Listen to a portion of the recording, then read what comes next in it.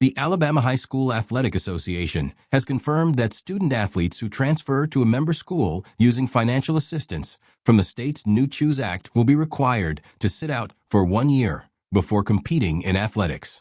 The decision, outlined in a memo sent this week by AHSAA Executive Director, applies under Rule 6, Section 7 of the 2025 to 2026 AHSAA Handbook, which states that students who transfer and receive financial aid or financial assistance are ineligible for 1 year. The rule also specifies that aid includes Alabama scholarship funds, tuition remission, school choice program funds, and other assistance. Hey folks, Dale Jackson here for Yellow Hammer Now, and yes, we're into another school year. And while the teachers are very happy about the legislature's cell phone ban, they apparently are less happy about the Choose Act and the impact it is having. Now, normally they would be complaining about money leaving the school system and going to private schools, and they're, of course, mad about that, and that's understandable, although I disagree with them. What's not understandable is other entities involved with the school system screwing around with student athletes. As you saw in the video I shared at the beginning of this clip, the Alabama High School Athletic Association has decided to issue a ruling that says that if you are taking part in the Choose Act and going to a different school than the one you're zoned in, well, then you can't play athletics. You just can't do it. They have made up this ruling. It makes absolutely no sense. There is nothing in the text of the law that says that this is okay. And in fact, the text of the law says something very different. It notes that athletic eligibility cannot be affected by participating in this program.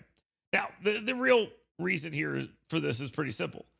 They just don't like the law, so they're trying to make it as hard as possible to take part in it. That's it. And for that reason, the people involved need to lose their jobs. The people involved in making this decision need to be removed from their decision-making authority. That's the end of the conversation. Or this entity needs to stop existing. Now, keep in mind, this is not the first time they have made a boneheaded, stupid decision out of pettiness and malice.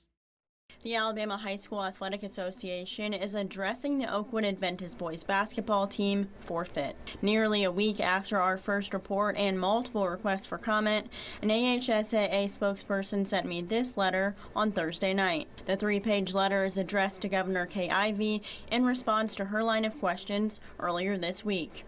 In the letter, the Athletic Association says Oakwood's membership in the Alabama High School Athletic Association is 100% voluntary.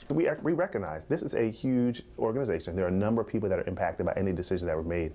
And so that's what I think that kind of took us back a little bit by saying, hey, if we have other people that are willing to make that accommodation, it was something that's, pretty simple. The team forfeited due to religious reasons. In Governor Ivey's letter, she asked if the decision to deny the team their religious accommodation violated any AHSAA policies.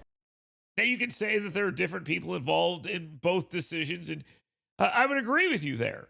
But that goes to show you that A, this group has too much power, and B, they wield it in a way that is not helpful to the student athletes or the state. So it is time for a massive change. You will hear people say it's time for us to give them a chance to reverse their ruling, and that's fine. Once they reverse their ruling, they should be fired.